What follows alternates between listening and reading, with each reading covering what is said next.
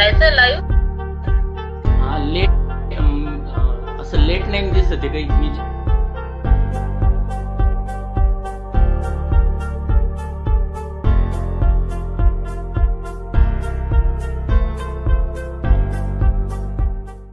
सुस्वागतम सुस्वागतम सुस्वागतम. मी शब्दांना तोलत आहे अभा अनिसच्या ऋणात राहून. मी शब्दांना तोलत आहे अभा अनिस निर्मूलनाचे स्वप्न पाहून, अंधश्रद्धा निर्मूलनाचे स्वप्न पाहून. नमस्कार. अखिल भारतीय अंधश्रद्धा निर्मूलन समिती युवा शाखा सदस्य अहमदनगर विचारपीठावरील विराजमान सर्व मान्यवर, अतिथीगण व फेसबुक लाईव्ह वर उपस्थित सर्व प्रेक्षक तसेच स्वागत करतो. दीपावली का ये प्यारा त्योहार आपके जीवन में खुशियां लाए अपार. दीपावली का ये प्यारा त्योहार आपके जीवन में खुशियां लाए अपार. अंधश्रद्धा निर्मूलन समिति है आपके द्वार. चलो हम सब मिलकर करें अंधविश्वास का बेड़ा पार. चलो हम सब मिलकर करें अंधविश्वास का बेड़ा पार. आपल्या आजच्या फेसबुक लाईव्हच्या सर्व प्रेक्षकांना आव्हान करण्यात येते की आजचा हा कार्यक्रम खूपच जबरदस्त असणार आहे. त्यामुळे सर्व प्रेक्षकांनी तसेच आपण ज्या ग्रुपवरून ज्या लिंकच्या माध्यमातून या फेसबुक लाईव्ह साठी आलेला आहात त्या ग्रुपवरती किंवा त्या फेसबुक लिंकच्या खाली आणखीन एक लिंक आहे जी व्हॉट्सअप ग्रुपची लिंक आहे. आताच त्या लिंकवर क्लिक करून हा व्हॉट्सअप ग्रुप तुम्ही जॉईन करू शकता, जेणेकरून अशाच प्रकारचे विविध कार्यक्रमांना तुमचा सहभाग तुम्हाला नोंदवता येईल. त्यासाठी सर्वांनी आताच या कार्यक्रमाची लिंक शेअर करायची आहे व त्याचबरोबर व्हॉट्सअप ग्रुपची जी लिंक आहे ती देखील शेअर करून तिच्यावरती क्लिक करून हा ग्रुप जॉईन करायचा आहे. अखिल भारतीय अंधश्रद्धा निर्मूलन समितीची स्थापना ही 20 डिसेंबर 1982 साली प्राध्यापक श्याम मानव यांनी केली आहे.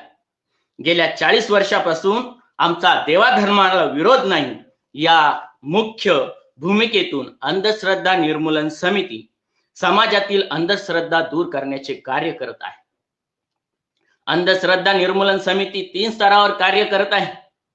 एक मुख्य शाखा, महिला शाखा आणि युवा शाखा.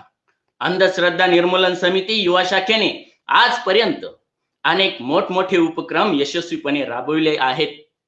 जसे की समुपदेशनाची वारी महाराष्ट्रातील विद्यार्थ्यांच्या दारी. मला तक्रार करायची आहे. समितीच्या 40 वर्ष पूर्ती निमित्त समग्र युवा जागृती व्याख्यानमाला तसेच महिला व युवा पदाधिकारी प्रशिक्षण कार्यशाळा, अंधश्रद्धा सोडू समाज जोडू युवा निर्धार अभियान 2022-23, युराका, search himself, we are next राष्ट्रीय बाल प्रकल्प 2027, समग्र जागृती व्याख्यानमाला, बाल व युवा वक्ता संवर्धन प्रकल्प 2025 असे अनेक उपक्रम अंधश्रद्धा. त्यातीलच एक उपक्रम म्हणजे 20 डिसेंबर 2022 रोजी अभा अनिसच्या 4 दशक पूर्ती निमित्त आणि स्थापना दिनानिमित्त वी आर नेक्स्ट राष्ट्रीय बाल प्रकल्प 2027 या उपक्रमाची सुरुवात प्रसिद्ध प्रबोधनकार माननीय सत्यपाल महाराज यांनी या उपक्रमाचे उद्घाटन केले व तेव्हापासून हा उपक्रम सुरू झालेला आहे. वी आर नेक्स्ट या उपक्रमाचा हा पहिला टप्पा आहे. 20 डिसेंबर 2025 पर्यंत हा पहिला टप्पा सुरू राहील. वी आर नेक्स्ट राष्ट्रीय बाल प्रकल्प 2027 या उपक्रमाचा मुख्य हेतू म्हणजे विविध राज्यातील विद्यार्थ्यांशी जुळणे व विद्यार्थ्यांमध्ये वैज्ञानिक दृष्टिकोन निर्माण करणे, तसेच पर्यावरण संरक्षण, लोकशाहीची मूल्ये विद्यार्थ्यांमध्ये रुजवणे, त्यामध्ये समानता, स्वातंत्र्य, विश्वबंधुता, देशभक्ती, स्त्री पुरुष समानता, न्याय, अभिव्यक्ती स्वातंत्र्य ही लोकशाहीची मूल्य विद्यार्थ्यांमध्ये रुजावी आणि त्यातून एक सशक्त भारतीय समाजाची निर्मिती व्हावी, हा या उपक्रमाचा मुख्य उद्देश आहे. याकरिता देशभरातील विविध शाळा आणि शैक्षणिक संस्था तसेच सामाजिक संघटना, विद्यार्थी व पालक यांच्या सहयोगातून विविध उपक्रमे राबविले जातात. तसेच शिबिरे व व्याख्यानांचे आयोजन या प्रकल्पांतर्गत केले जाणार आहे. यातीलच आजच्या या विशेष व्याख्यानाचे आयोजन पर्यावरण संवर्धन करिता विद्यार्थ्यांमध्ये पर्यावरण जागृती व्हावी आणि आरोग्य संवर्धन व पर्यावरण संवर्धन हे महत्व विद्यार्थ्यांना कळावे याकरिता आजचे हे विशेष व्याख्यान आहे. आजच्या व्याख्यानाचा विषय आहे फटाके आणि आरोग्य.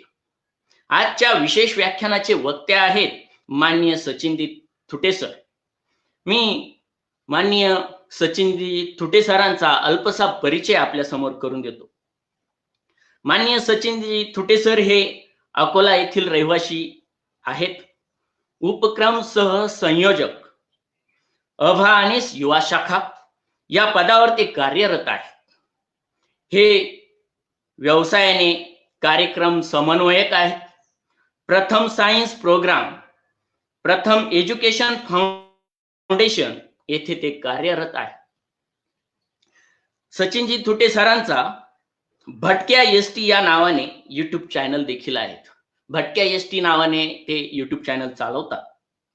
चमत्कारामागील विज्ञान या विषयावर मार्गदर्शन ते शाळांमधून करत असतात.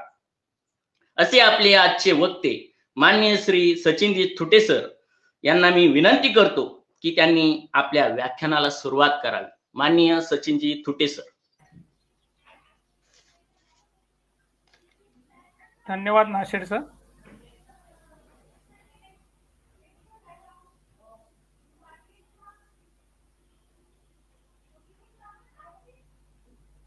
धन्यवाद. ज्यांनी मला नेहमीच विवेकी विचार करण्याची प्रेरणा दिली असे माझे सर्व शिक्षक, ऊर्जेचे स्रोत छत्रपती शिवाजी महाराज, माणसाला माणूस म्हणून जगू द्या म्हणणारे डॉक्टर बाबासाहेब आंबेडकर, खरा अर्थाने ज्यांना संत म्हणावे असे संत नामदेव महाराज, तुकाराम महाराज, ज्ञानेश्वर महाराज, संत गाडगे बाबा आणि संत तुकडोजी महाराज यांच्या स्मृतींना अभिवादन करतो.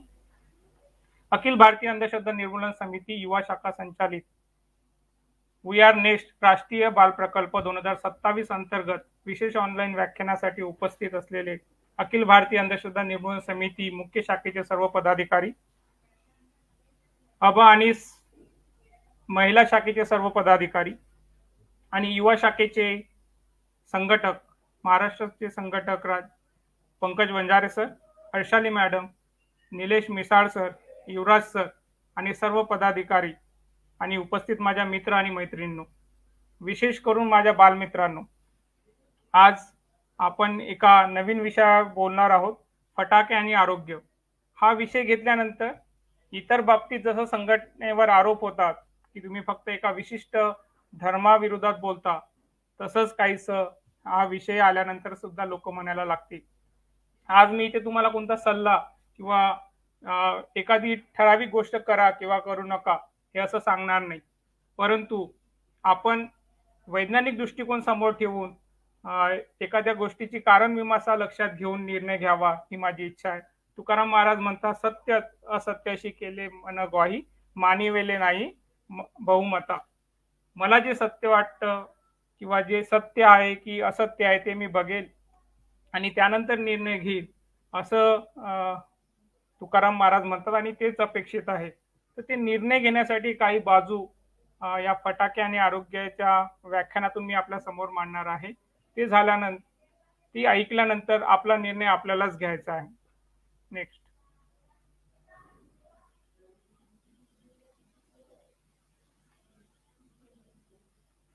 तर फटाके फोडण्याचे काय फायदे आहेत असं जेव्हा आपण लोकांना विचारतो तर लोकांच्या मते काही गोष्टी आपल्या समोर येतात. त्यातली सर्वात पहिला म्हणजे संस्कृतीचं पालन आम्ही करतो आहे. नंबर 3, आम्हाला याच्यात आनंद मिळतो आहे. नंबर 3 ची गोष्ट, खूप कुटुंबांना रोजगार मिळतो आहे, त्यामुळे आपण फटाके फोडले पाहिजेत. नंबर 4, आर्थिक व्यवस्थेला बळकटी देणे हा त्यांचा उद्देश असतो. पण खरंच हे जे आपण फायदे सांगतो, हे फायदे आहेत का? याचा आणि फटाके फोडण्याचा, आपल्या संस्कृती आणि फटाके फोडण्याचा किंवा आपण ज्याला आनंद मानतो त्यामध्ये खरंच आनंद आहे की अजून त्यामागे काही गोष्टी लपलेल्या आहेत? या सर्व प्रश्नांची उत्तरं आज आपण या व्याख्यानातून पुढे बघणार आहोत. पुढे मी एका एका विषयाविषयी थोडं सखोल बोलणार आहे. त्यापूर्वी भारतीय संस्कृतीमध्ये सणाला खूप महत्त्व आहे आणि भारतामध्ये दिवाळी हा सर्वात मोठा सण म्हणून साजरा केला जातो. प्रत्येक व्यक्ती यामध्ये सहभागी होत असतो आणि या सणांमध्ये बाजारपेठेमध्ये कोट्यावधीची उलाढाल होत असते. आर्थिक व्यवस्था नक्कीच होते, पण त्यातून काही दुष्परिणाम होतात का हे आपल्याला बघणं आवश्यक आहे. नेक्स्ट.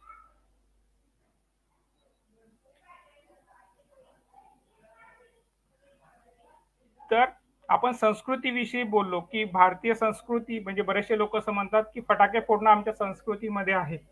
तर थोडं आपण बघितलं पाहिजे की भारतीय संस्कृती किती जुनी आहे आणि फटाक्यांचा इतिहास किती कधीचा आहे हे जाणायचं असेल तर आपल्याला अ, अ, फटाक्याची सुरुवात कुठून झाली तर चीनमध्ये सर्वात पहिले फटाक्याची सुरुवात झाली.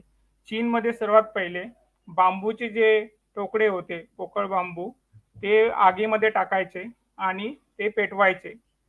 थोड्या वेळाने त्या बांबूमध्ये थोडा फाटकन असा आवाज यायचा आणि ते सर्वात पहिले फटाके होते.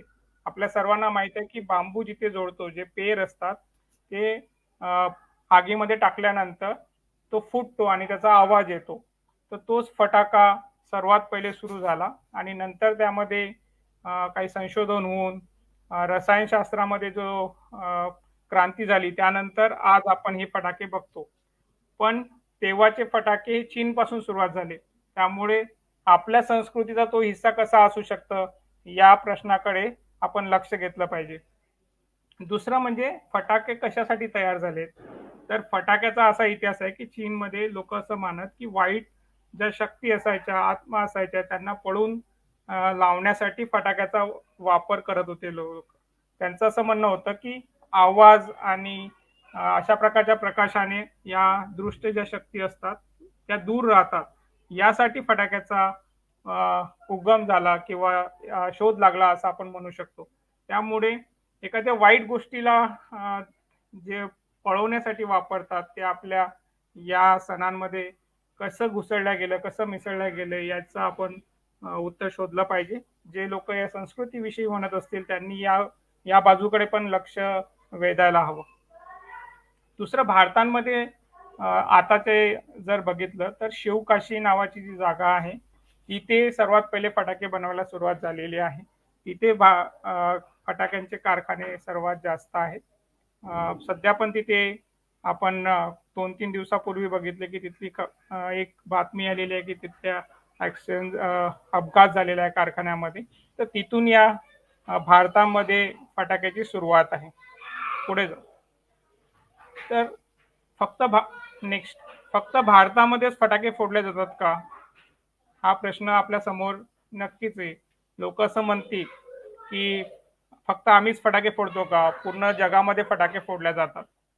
ही गोष्ट खरं आहे की फक्त भारतामध्ये फटाके फोडले जात नाही, तर जगात कुठं कुठं फटाके फोडले जातात आणि केव्हा फोडले जातात ते आपण बघणार आहोत.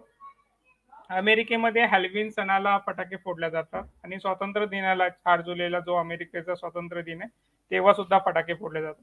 आग्नेय आशियामध्ये ईद उल फित्रेला फटाके फोडले जातात. नेपाळमध्ये टिहर नावाचा जो सण असतो तेव्हा फटाके फोडले जातात. मोरोक्कोमध्ये अश्रू दिनाला फटाके फोडले जातात. इंग्लंडमध्ये गाय फॉक्सच्या रात्री जे शेकोटी करतात लोविन सणाला तेव्हा फटाके फोडले जातात. फ्रान्समध्ये बस्ती दिनाला फटाके फोडले जातात, जो त्यांचा स्वातंत्र्य दिन म्हणून पण साजरे करतात. स्पेनमध्ये फलस नावाच्या सणाच्या वेळेस खूप फटाके फोडले जातात. नंतर श्रीलंकेमध्ये नववर्षाला फटाके फोडले जातात. चीनमध्ये सुद्धा नववर्ष दिनाला फटाके फोडतात आणि अधूनमधून कधी कधी ते फटाके फोडतात. पण भारतात काय? भारतात तर लग्न असले की फटाके, दिवाळी असली की फटाके, दसरा असले की फटाके, कशाची पण मिरवणूक काढायची म्हटली तरी फटाके, आपण जिंकलो तरी फटाके, दुसरा हारला तरी फटाके, मॅच असली तरी फटाके, कोणाचा वाढदिवस असला तरी फटाके, एखादे मंत्री किंवा एखादा मोठी व्यक्ती जर येत असतील तेव्हा पण आपण फटाके फोडतो. एवढंच काय, प्राण्यांना त्रास देण्यासाठी सुद्धा फटाके फोडले जातात. आणि आजकाल तर शेतामध्ये सुद्धा फटाके फोडतात, की पक्ष्यांना किंवा प्राण्यांना शेतापासून दूर ठेवण्यासाठी सुद्धा फटाक्याचा वापर करतो. म्हणजे आपल्याकडे असं काही विशिष्ट वेळ राहिलेली नाही की त्याच वेळेत आपण फटाके फोडतो. म्हणजे दिवाळी तर हे जास्त प्रमाणात फटाके फोडण्याचं हे आहे, पण आपण इतर दिवशी सुद्धा फटाके फोडतो.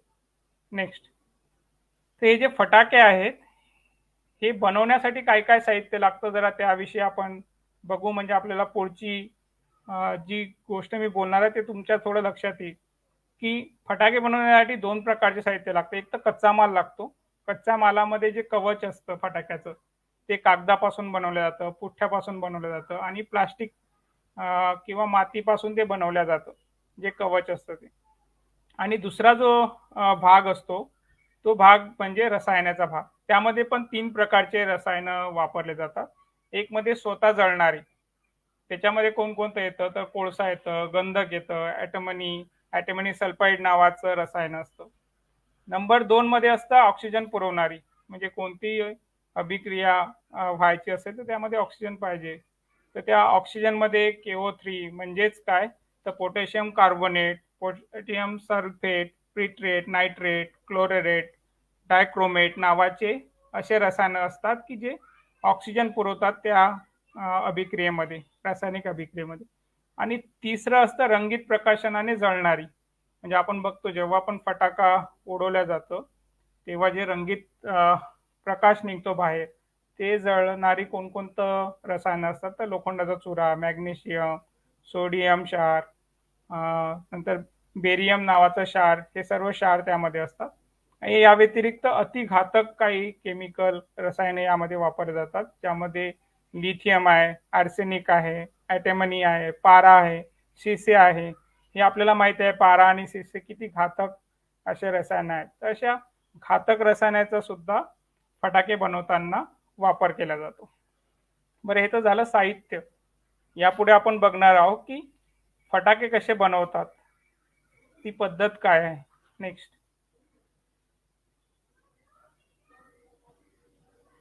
तर फटाक्या बनवण्याची पद्धत जर तुम्ही इंटरनेटवर सर्च मारायला लागल्या तर गुगल किंवा AI नावाचं जे टूल आहे ते तर तुम्हाला सांगेल की सॉरी, मी ही पद्धत तुम्हाला सांगू शकत नाही. कारण फटाका म्हणजे काय, एक प्रकारचा बॉम्बच झाला, छोटा, कमी आवाज करणारा किंवा कमी घातक एक प्रकारचा बॉम्ब. त्यामुळे त्याची माहिती, ते कसं बनवतात याची माहिती तुम्हाला इंटरनेटवर पटकन मिळणार नाही किंवा सांगणार नाही. पण एक साधारण जर विचार केला तर इथे जे फोटो बनतात तर एक कवच असतं, एखादी नळीसारखं बनवलेलं असतं, त्याच्या खाली मातीचा एक थर लावला जातो आणि त्यानंतर ही जी दारू आहे म्हणजे रसायने आहेत ते रसायने टाकले जातात आणि पेटण्यासाठी एक वात असते आणि वरून पण पुन्हा त्याला बंद केलं जातं. या प्रकारची साधारण ती बनवण्याची पद्धत आहे. किंवा दुसऱ्या भागात आपण बघतोय ज्या फुलझड्या आपण म्हणतो, फुलझड्यामध्ये काय केले जातं तर या केमिकल, जे काही मी नावं सांगितले या केमिकलचा पातळ असा पदार्थ तयार केला जातो आणि त्यामध्ये लोखंडाची तार किंवा तांब्याची तार लावून ठेवलं जातं. थोड्या वेळाने ते घट्ट झालं की ते सुकवतात आणि नंतर मग पॅकिंग करून आपल्याकडे पाठवलं जातं. साधारण या प्रकारची ही पद्धत आहे. पण बनवताना पण आपण बघतो की जेवढी काळजी घ्यायला पाहिजे बनवताना ती काळजी घेताना दिसत नाहीये. तुम्ही या फोटोमध्ये पण बघू शकता की महिलांनी कोणतीही सेफ्टी चे जे सूचना आहेत त्या याचं पालन केलेलं नाही आहे. त्यांच्या हातात काही नाही आहे, डोक्यावर किंवा कपडे पण, किंवा इवन जे वाळवणारा जे बाजूला फटाके वाळवताना फोटो दिसतोय तिथे मध्ये पण सेफ्टीचं उल्लंघनच केलेलं आपल्याला दिसतं. तर अशा प्रकारची ही पद्धत आहे. बरं, हे तर झालं आपण बनवताना काय साहित्य लागतात, साधारण कशी बनवतात हे आपण बघितलं. पण हे फोडल्यानंतर यातमधून काय बाहेर पडतं, कोणते स्फोटक उत्पादित होतात त्याविषयी थोडी माहिती आपण घेणार आहोत. नेक्स्ट, तर ही जी रासायनिक क्रिया होते या रासायनिक क्रियेमधून काही रसायनं बाहेर पडतात तर ती कोणकोणती आहेत?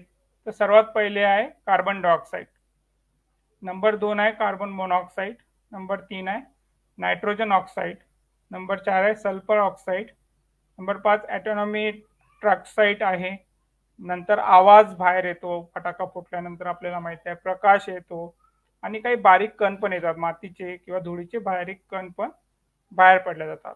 आता हे जे बाहेर येणारे पदार्थ आहेत याचे आपल्या शरीरावर काय काय परिणाम होतात ते आपण थोडं बघणार आहोत. पण म्हणजे यातले बरेचसे, जसं सल्फर विषयी आपण बघितलं, कार्बन मोनॉक्साईड हे बघितलं, ते खूपच घातक असे पदार्थ बाहेर येत आहेत आणि त्याचा परिणाम किंवा बारीक कण जे आहे याचा परिणाम आपल्या शरीरावर कसा होतोय, आपल्या आरोग्यावर कसा होतोय, थोडं थोडक्यात बघणार आहोत आपण. तर next slide.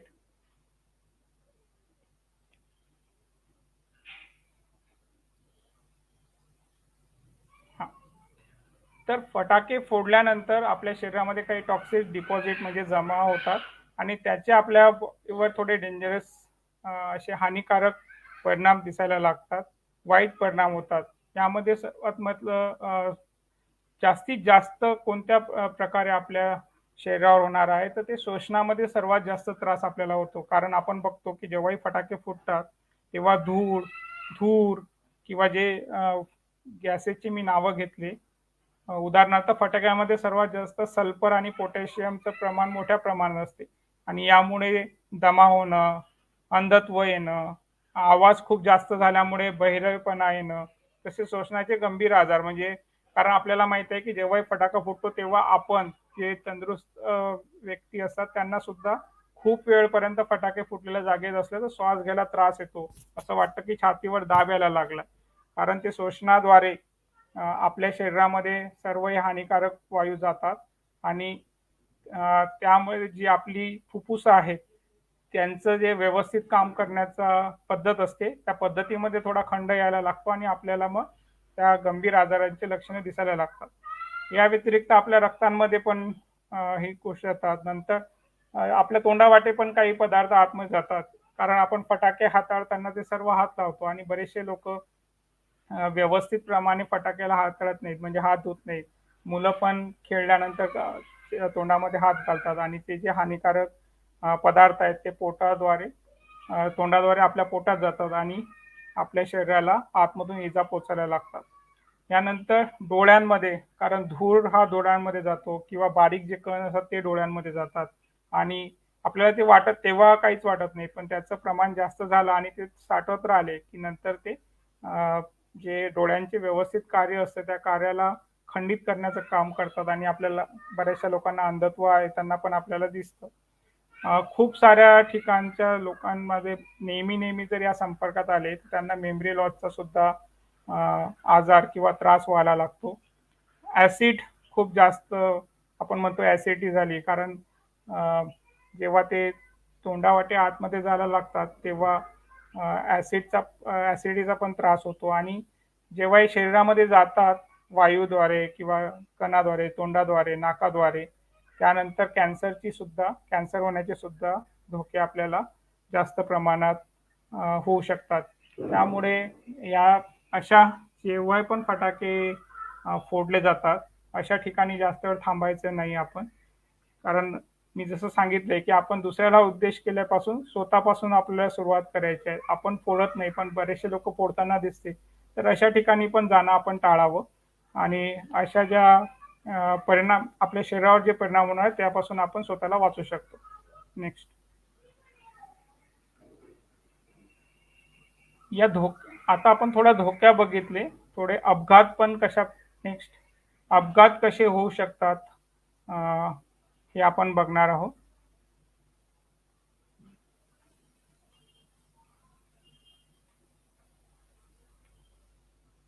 Madam slide next करा.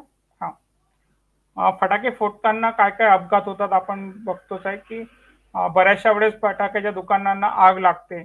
औरंगाबादची जुनी घटना तुम्हाला आठवत असेल की औरंगाबाद मधल्या जेव्हा ग्राउंडवर पूर्ण दुकानांना आग लागली होती तर पूर्णच्या पूर्ण मार्केट जळून खाक झालं होतं आणि खूप सारी जीवित हानी पण झाली होती.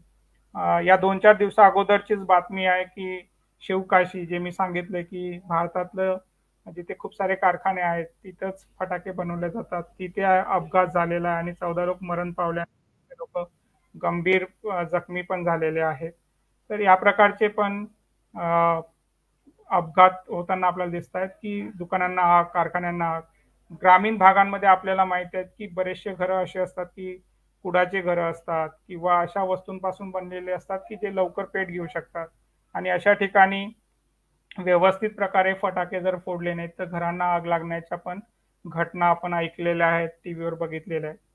या व्यतिरिक्त भाजणे, पोळणे, कारण मुलं व्यवस्थित मी जसं सांगितलं, की ते हाताळत तर नाहीतच व्यवस्थित, पण फटाके फोडताना पण दक्षता घेत नाहीत आणि कधी-कधी हाताने फेकतात, तर हातामध्ये फुटण्याची शक्यता असतं किंवा दुसरा व्यवस्थित लावत नाही म्हणून ते फटाके आपल्या अंगावर येऊन फुटतात.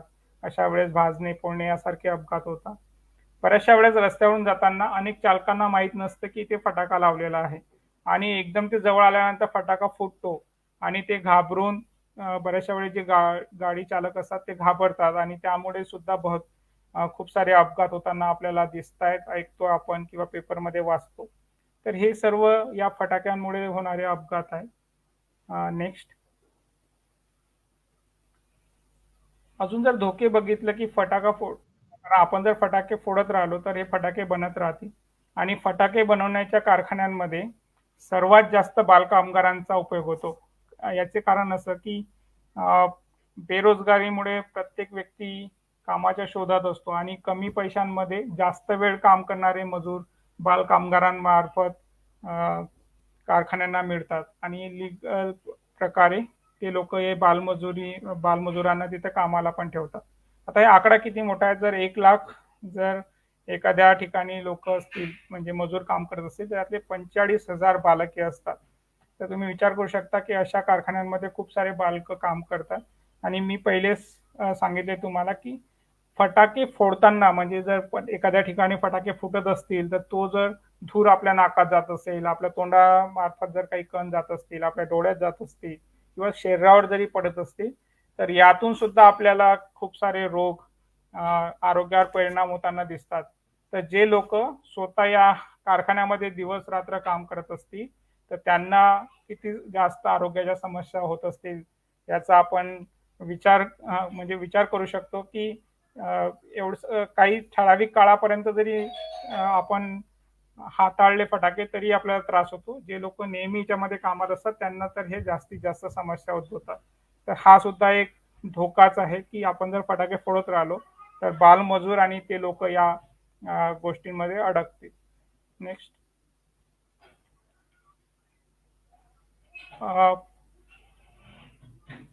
जसं मी सांगितलं, की काही प्रदूषणामध्ये काही गोष्टी होतात.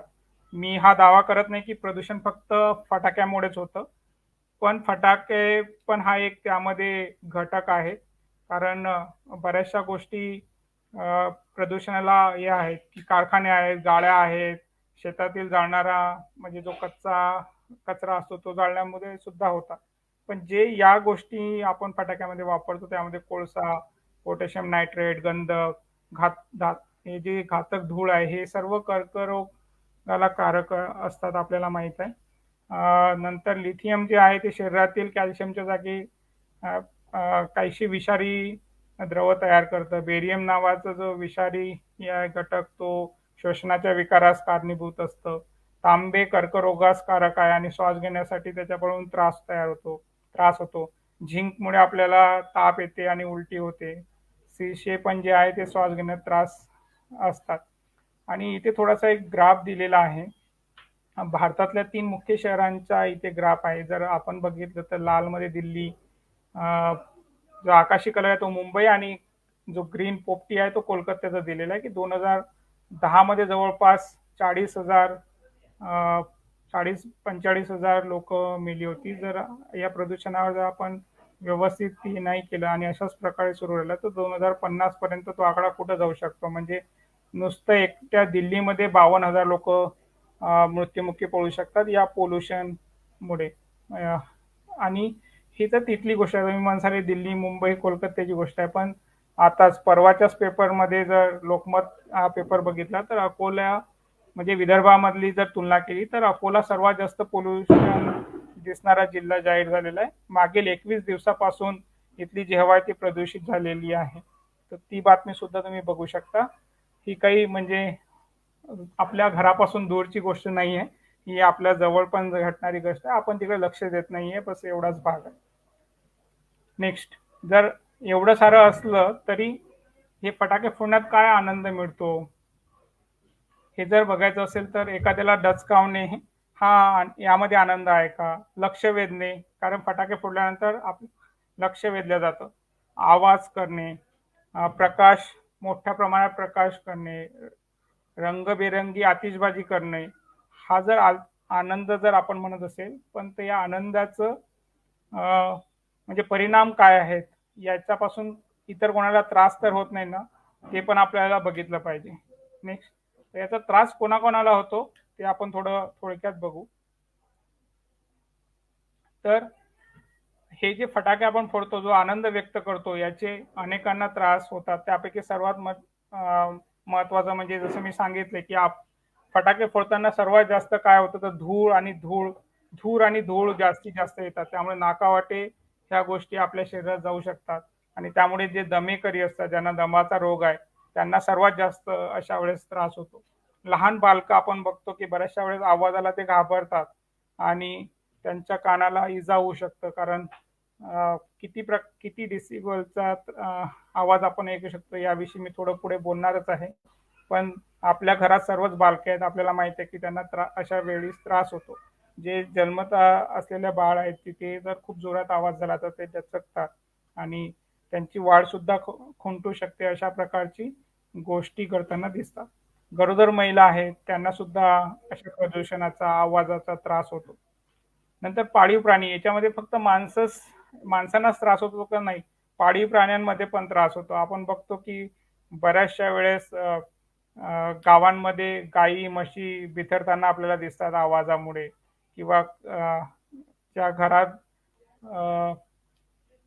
कुत्रे असतात, मांजरे असतात, हे सुद्धा घाबरतात आणि हे सुद्धा घाबरून पळून जातात. पण यांचा त्रास फक्त त्यांनाच होत नाही तर त्यांच्या पिल्लांना सुद्धा होतो. की आपण काही ठराविक वेळेमध्ये फटाके फोडत नाहीत, नेमकं त्यांच्या पिल्लांना पाजण्याचा किंवा खाऊ घालण्याचा वेळ असतो तेव्हाच आपण फटाके फोडले तर हे प्राणी त्यांच्यापासून दूर जातात आणि काही वेळ ते तसेच उपाशी राहतात. अशा वेळेस त्यांची वाढ सुद्धा खुंटू शकते आणि बरेचसे उपासमारीमुळे पण मरतात.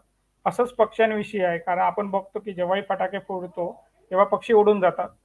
तर ते जेव्हा येतात घरी तेव्हा आपल्या सर्वांनाच माहित आहे की पक्षी त्यांच्या घरट्यात जास्तीत जास्त वेळ कधी राहतो, जेव्हा ते पिल्ला असतात आणि पिल्लांना खाऊ घालण्याच्या वेळेत जर फटाके फुटले तर अशा वेळेस ते भीतीमुळे उडून जातात आणि त्यांच्या पिल्लांची वाढ थांबते. काही पिल्लाशी तर उपाशी पण मरतात. म्हणून जर आपला आनंद कोणाच्या जीव घेण्यामध्ये आहे का, कोणाचा जीव घ्यायला तुम्हाला आवडेल का, हे आपण बघितलं पाहिजे. याचे दुष्परिणाम तर आपण बघितलंच की भाजणे, पोळणे, अनेक अपघाताविषयी आपण बघितलेलं आहे की फटाक्यामुळे अनेक अपघात होतात. बरं, हे फटाके फोडल्याचं जर किती म्हणजे याचं प्रदूषण किती होऊ शकतं, किती त्रास होऊ शकतं हे जर बघायचं असेल तर एक तुलना केलेली आहे. नेक्स्ट आपण थोडं बघणार आहोत की सावित्रीबाई फुले विद्यापीठ, पुणे विद्यापीठाने एका पाहणीनुसार एका सिगारेटची तुलना काही फटाक्यांसोबत केलेली आहे. तर इथे मी काही जे आपल्याला नेहमी माहीत असलेल्या फटाक्यांविषयी सांगणार आहे. जसं एक चक्र म्हणजे ती चक्री जी आपण फिरवतो, एक चक्री जर फिरवायची झालीस तर 48 सिगारेटी मधून जेवढा धूर निघतो तेवढं एका चक्रामधून निघतो. नंतर एक फुलबाजा म्हणजेच आपली फुलझडी जी लहान मुलांकडे आपण आवडीने देतो, प्रत्येक मुलाला फिरवायला सांगतो, एक जडीमधून जेवढी धूर निघतो तेवढा म्हणजे 64 सिगारेट जेवढा धूर निघेल तेवढा धूर निघला जातो. नंतर एक सापाची गोळी, आपल्याला असं वाटतं की एवढीशी सापाची गोळी आहे, म्हणजे आपण ज्या गोळी घेतो दवाखान्यामधल्या त्याच्यापेक्षा पण छोटी असते. ते एका सापाच्या गोळीमधून 464 सिगारेट एवढा धूर बाहेर फेकला जातो मित्रांनो. तर आता तुम्हीच ठरवायचं आहे की तुम्ही यावर्षी किती सिगारेट एवढा धूर बाहेर फेकणारा, आनंद व्यक्त करणारा की तेवढ्या सिगारेटचा धूर बाहेर फेकणारा, हे आपल्याला ठरवायचं आहे. एवढं सारं आहे की एवढा धूर निघतो, एवढ्या प्राण्यांना त्रास होतो, लोकांना त्रास होतो, परिवारांना, लहान बाळांना त्रास होतो. तर एवढे मृत्यू पण आपण बघितले की एवढे सारे मृत्यू पण होताना आपल्याला दिसत आहेत. एवढं असून सुद्धा यावर बंदी का घातली जात नसेल असा प्रश्न तुमच्या मनात नक्कीच आलेला असेल. याचं कारण म्हणजे पुढची स्लाइड आपण बघणार आहोत.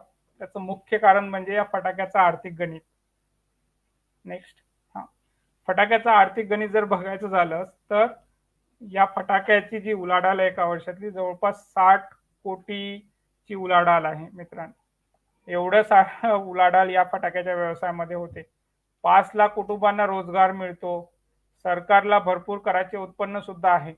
ही बाजू जरी जेवढी म्हणजे आपल्याला व्यवस्थित वाटत असेल की एवढ्या कोटीची उलाढाल आहे, 5 लाख कुटुंबांना रोजगार आहे, सरकारला सुद्धा कराचे उत्पन्न आहे, हे जरी खरं असलं तरी याची दुसरी बाजू म्हणजे कितीतरी कोटी लोकांच्या आरोग्यावर घाला घालताना हा व्यवसाय दिसतोय.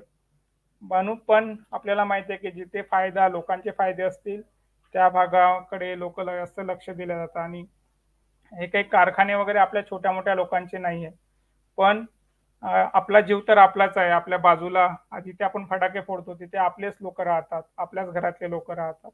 त्यामुळे या विषयाकडे तेवढ्या गंभीरतेने आपण बघितलं पाहिजे असं मला वाटतं.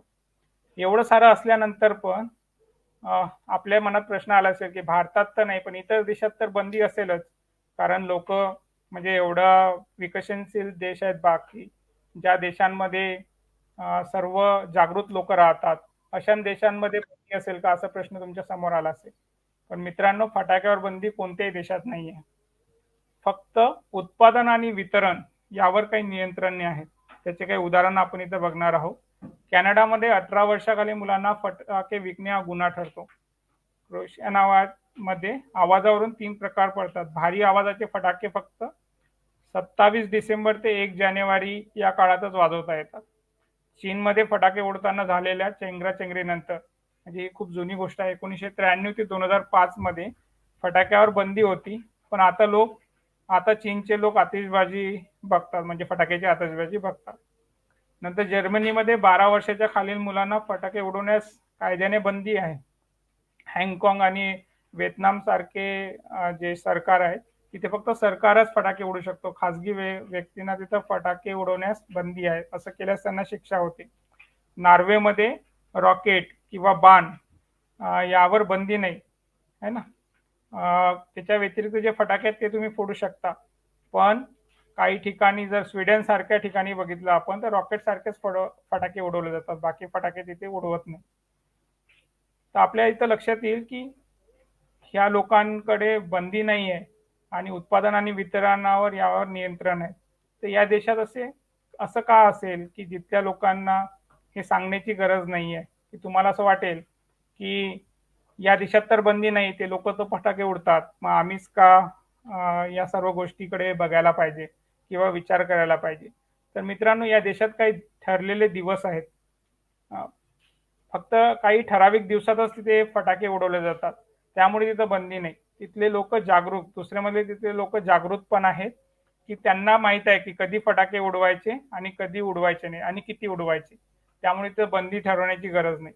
पण आपल्या देशाचा विचार केला तर आपल्या देशात तर सरकारने नियम केलेले आहे, पण त्याची अंमलबजावणी कोण करणार. कारण आपल्याला माहित आहे बरेचसे नियम आहेत आणि आपला सुद्धा जादूटोणी विरोधी कायदा सर्वत्र आहे, पण तो अंमलबजावणी करण्याचं काम किती प्रमाणात होते याचा अनुभव आपल्यापेक्षा दुसरं कोण सांगू शकतं. सुप्रीम कोर्टाने आताच या 3-4 दिवसापूर्वीच आपण बातमी ऐकली असेल की सुप्रीम कोर्टाने फटाके उडवण्याला परवानगी दिलेली आहे, पण ते ठराविक वेळेमध्ये 7 ते 10 या वेळेमध्ये फटाके उडवायचे, त्याच्या व्यतिरिक्त वेळेत फटाके उडवायचे नाहीये. पण अशी परवानगी म्हणजे असा नियम असल्यानंतर सुद्धा काही लोक काय करतात तर रात्री 12-1 वाजता लोकांना त्रास व्हावा या दृष्टिकोनातून मग फटाके उडवतात. पण त्यांना हे कळत नाही की असंच जर दुसऱ्यांनी केलं रात्री बेरात्री, जर आपल्या घराच्या बाजूला फटाके उडवले तर आपला सुद्धा त्रास होऊ शकतो. त्यामुळे आपण पण जागृत नागरिक झालो तर आपल्याला पण या अशा प्रकारचे भाषण किंवा अशा प्रकारच्या गोष्टी करण्याची वेळ येणार नाही मित्रांनो. नेक्स्ट. तर हे जे नियम आहेत, जसं तुम्ही काही बघितलं, काही ठिकाणी काही ठराविक फटाक्यांनाच परमिशन असतं, किंवा मी जसं बोललो की काही प्रकारचे आवाज आपण सहन करू शकतो. तर हे किती प्रकारचे आवाज किंवा किती आवाजाचा फटाका चालेल याचं एक गणित दिलेलं आहे की 4 मीटर अंतरावर जर 125 डेसिबलचा आवाज काढणारं जर फटाका असेल तर त्याला परमिशन आहे.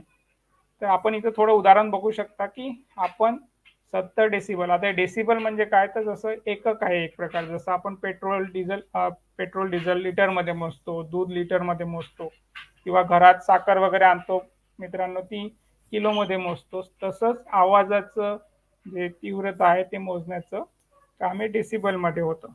तर हेअर ड्रायर जो केस वाळवण्यासाठी आपण वापरतो तो 90 डेसिबल पर्यंतचा आवाज करतो. पोलीसचा जो सायरन असतो तो 120 डेसिबल पर्यंत आवाज करतो. जेट विमान जेव्हा वरून जातं तेव्हा 130 डेसिबलचा आवाज करतं ते आपल्याला जेव्हा ऐकू येतं. पण आपले काही फटाके मतलब जास्तीत जास्त असे फटाके आहेत ते 140 डेसिबलचा आवाज करतात आणि हा जो आवाज आहे तो आपल्याला पेनफुल, आपल्या कानांना त्रास देणारा आहे. त्यामुळे याच्यावर बंदी घातलेली. याच्यासाठी सरकारने एक केलेलं आहे की ग्रीन फटाके, हरित फटाके काढण्याचा प्रयत्न केलेला आहे. पण हे म्हणजे तेच झालं मित्रांनो की अणुबॉम्ब टाकू नका म्हणजे साधा बॉम्ब टाका असं झालंय, किंवा करोना नको सर्दी पळसा आले अशा प्रकारच्या गोष्टी आहेत. तर आपण मर्यादा म्हणजे असंच ठेवलं पाहिजे की फटाके नको, कारण हे पण जे ग्रीन क्रॅकर्स आहेत, हरित फटाके आहे, हे पण म्हणजे संपूर्ण प्रदूषण टाळणारे नाही आहेत, मर्यादित प्रदूषण करणारे आहेत. म्हणजे आता जर एवढं प्रदूषण होत असेल तर यामुळे एवढं होते, प्रदूषण होणारच पण थोडं कमी होणार. त्यामुळे आपल्याला ती गोष्ट लक्षात ठेवली पाहिजे. आता तुमच्या समोर येणार प्रश्न पडेल की फक्त फटाकेच प्रदूषण करतात का? तर गाड्या तर करतात, मग गाड्या वापरणं बंद करायचे का? कारखाने तर प्रदूषण करतात, कारखाने बंद करायचे का? तर नाही मित्रांनो, बाकीच्या गोष्टी काही जीवनावश्यक पण आहेत, त्या आपल्याला करा पण लागतील. पण फटाके काही जीवनावश्यक वस्तू आहे का? किंवा ती टाळू शकत नाही का आपण? या प्रकारचे प्रश्न आपण स्वतःला केले पाहिजेत आणि त्यातून जे मिळणारं उत्तर आहे त्यावर तुम्ही निर्णय घ्यावा असं मला वाटतं. आपण बघतोय की यामुळे फक्त हवाच प्रदूषित होत नाही, ध्वनी प्रदूषण होतं, पर्यावरणाचा ऱ्हास सुद्धा होतो. तर तुम्ही ठरवलं पाहिजे की कोणत्या जीवनावश्यक वस्तू आहेत, कोणत्या आपण टाळू शकतो, कोणत्या टाळू शकत नाही. नुसतंच फक्त तुलना करायची आहे म्हणून असं करता कामा नये. नेक्स्ट मित्रांनो, दिवाळी हा दिव्याचा सण आहे ना. या सणामध्ये आपण शेअरिंग करतो, केअरिंग करतो, कारण या सणांमध्ये आपण फराळाचं वाटप करतो, लोकांना घरी बोलावतो, त्यांच्याशी संवाद साधतो, आपण नवीन कपडे घालतो, एकमेकांची काळजी घेतो, असा सण आहे. तर या सणामध्ये जे शेअरिंग केअरिंग आहे तेच पुढे चालू ठेवलं पाहिजे. आपण पुस्तकं वाटली पाहिजेत, जसं बऱ्याचशा वेळेस लोक करतात की आपला वाढदिवस असताना वाढदिवसावर होणारा खर्च पुस्तकांमार्फत इतरांना दिला जातो. तसंच फटाक्यावर जर इच्छा आहेच फटाका फोडण्याची, तो खर्च जर तुम्हाला करायचा असेल तर त्या बदल्यात तुम्ही फराळाचं वाटप करा, पुस्तकांचं वाटप करा. अशा प्रकारच्या गोष्टी, पण झाडे लावू शकतो आपण, या प्रकारचे कार्यक्रम आयोजित करू शकतो. एक नागपूरजवळ एक संस्था पण आहे ग्रीन आर्ट प्रोजेक्ट नावाची. जर आपल्याला खूपच वाटलं की फटाकेच विकत घ्यायचे आहे, म्हणजे फटाके जसे दिसणारी जर काही गोष्ट विकत घ्यायची आहे, तर त्यांनी तशा प्रकारचे फटाके बनवलेले आहेत की ज्या फटाक्यांमधून दारू किंवा बारूद न असता त्यामध्ये काही सीड टाकलेले आहेत, म्हणजे बिया टाकलेल्या आहेत, आणि ते जर असे फेकले आपण काही कुंड्यांमध्ये वगैरे तर त्यातून पण झाडं पण उगवू शकतात. तर म्हणजे थोडं आपल्या मनाला चांगलं वाटावं म्हणून ते घेऊ शकतात. मी नक्की सांगेल की दिवाळी हा दिव्याचा सण आहे, कानफाड्याचा किंवा कानफाड्या आवाज करण्याचा तर नाहीच नाही. तर हेच गोष्ट लोकांना लक्षात यावी म्हणून 2012 पासून नेक्स्ट अंधश्रद्धा निर्मूलन समिती, वर्धा शाखा आणि आकाश निरीक्षण मंडळ वर्धा यांनी 2012 पासून फटाके मुक्त दिवाळी या विषयांवर निबंध स्पर्धा आयोजित केलेल्या आहेत, प्रश्नमंजुषा आयोजित केलेल्या आहेत. याशिवाय त्यांनी एक आव्हान सुद्धा मुलांना केलेलं होतं, मोठ्यांना पण आव्हान केलेलं आहे की फटाका फोडण्याचे फायदे सांगा, ज्यामधून नुकसान नाही, आणि मग 10,000 रुपये मिळवा. पण आतापर्यंत कोणी असं आलं नाही की ज्याने फटाके फोडण्याचे फायदे सांगितले, नुसते फायदे. तर हे आव्हान आता सुद्धा पण आहे मित्रांनो. यातून मी तुम्हाला सांगू इच्छितो की मी सांगतो म्हणून किंवा अजून कोणी सांगते म्हणून किंवा आपली संस्कृती खरंच आपल्या संस्कृतीमध्ये गोष्टी आहेत का, जे खरंच आपल्या संस्कृती चांगल्या गोष्टी आहेत त्या अंगीकारल्या पाहिजेत आणि ज्या एखाद्या व्यवसायाच्या दृष्टिकोनातून किंवा लोक करतात म्हणून ज्या गोष्टी आपल्यामध्ये आल्या असतील त्याला आपण बाजूला सारलं पाहिजे आणि वैज्ञानिक दृष्टी ठेवून अशा प्रकारच्या प्रश्नाकडे आपण बघितलं पाहिजे. एवढंच आवाहन इथं मी करतो आणि थांबतो. धन्यवाद. अखिल भारतीय अंधश्रद्धा निर्मूलन समिती युवा शाखेने मला आजचा विषय मांडण्याचा माझे मत आपल्यासमोर मांडण्याचा मांडण्याची जी संधी दिली त्याबद्दल मी आपला अत्यंत आभारी आहे. माझ्याकडून माझ्या परिवाराकडून आपल्या सर्वांना दिवाळीच्या खूप साऱ्या शुभेच्छा. मी जे प्रश्न उपस्थित आपण बघितलं पाहिजे आणि त्यावर विचार केला पाहिजे. थँक्यू.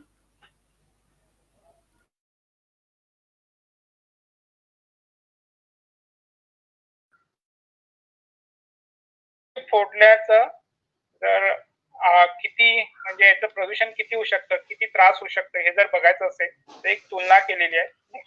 आपण थोडं बघणार आहोत की सावित्रीबाई फुले विद्या काही फटाक्यांसोबत केलेली आहे. तर इथे मी काही जे आपल्याला नेहमी माहित असलेल्या फटाक्यांविषयी सांगणार आहे. जसं एक चक्र म्हणजे ती चक्री जी आपण फिरवतो. एक चक्री जर फिरवायची झाली तर 48 सिगारेटी मधून जेवढा धुवा निघतो, धूर निघतो, ज्या म्हणजे आपली फुलझडी लहान मुलांकडे आपण मधून जेवढी धूर निघतो तेवढा म्हणजे 64 सिगारेट जेवढा धूर निघेल तेवढा धूर. एवढीशी सापाची गोळी आहे, छोटी असते. एका सापाच्या गोळीमधून 464 सिगारेट ठरवायचं आहे की तुम्ही यावर्षी किती सिगारेट एवढा धूर सिगारेटचा धूर बाहेर फेकणार आहे आपल्याला ठरवायचं आहे. प्राण्यांना त्रास होतो, लोकांना त्रास होतो, परिवारांना, लहान बाळांना त्रास होतो. एवढे मृत्यू पण आपण यावर बंदी का घातली जात नसेल असा प्रश्न तुमच्या मनात नक्कीच आलेला असेल. याचं कारण म्हणजे पुढची स्लाइड आपण बघणार आहोत. त्याचं मुख्य कारण म्हणजे फटाक्याचं आर्थिक गणित. फटाक्याचं आर्थिक गणित जर बघायला एका वर्षातली जवळपास 60 कोटी मध्ये होते. 5 लाख कुटुंबांना रोजगार मिळतो. सरकारला भरपूर कराचे उत्पन्न सुद्धा आहे.